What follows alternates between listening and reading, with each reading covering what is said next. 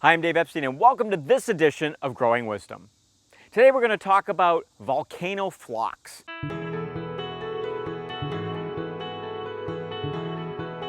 One of the things a lot of you love in the summer are things that flower. Phlox are one of the workhorses of the garden. In other words, they continue to flower for a long period of time and they give you color.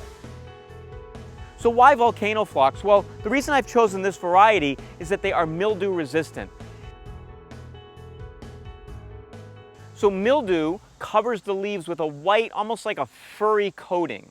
And what can happen over time if your plants are susceptible to the mildew and aren't bred to be resistant to it, the plant may not flower and it may actually kill the plant.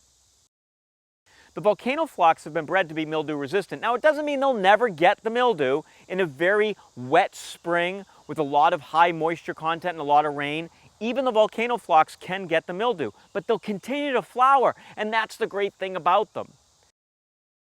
So I have some in the front of my garden. Let's take a look at those. So as you can see here in the front of the house, I have a big stand of the Volcano Phlox, and some of these definitely have the mildew on them. But look how beautifully they're still flowering. We've had one of the wettest springs on record, and yet the Volcano Phlox still continues to go strong.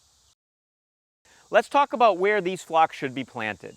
First, they love to have a location with full sun to part sun. They also need good circulation. In other words, you want to plant them where the air can kind of flow around them. That will help to mitigate the mildew situation.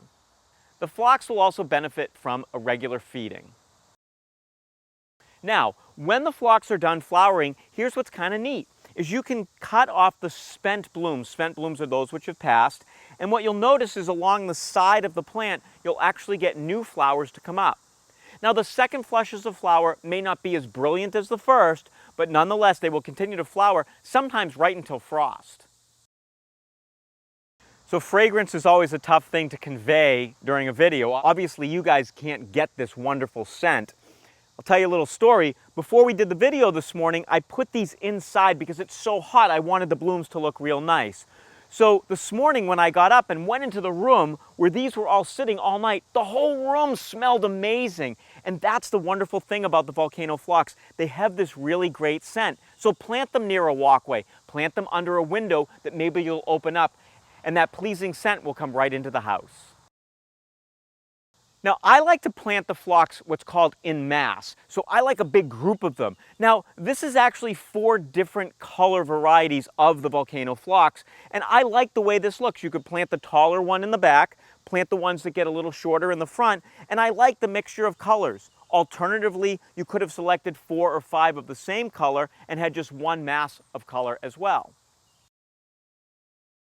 Some of the things that differentiate color aren't only pink to purple, but the inside, what's called the eye, that ring around the center of the flower.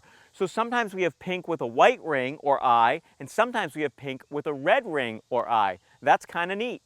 Because of the susceptibility to mildew, I highly recommend when you water your phlox, you do it from the ground. In other words, overhead watering will help to promote the mildew. So drip irrigation or hand watering right at the base of the plant is recommended. Phlox pair well with so many different plantings. I like to plant my phlox near things like roses because they also flower for a long time. I have these near daylilies as well as ornamental lilies. You can also just plant them near an evergreen shrub where the green background will really help the color pop. Whatever your choice, Volcano Phlox is definitely a plant you want in your garden. For Growing Wisdom, I'm Dave Epstein.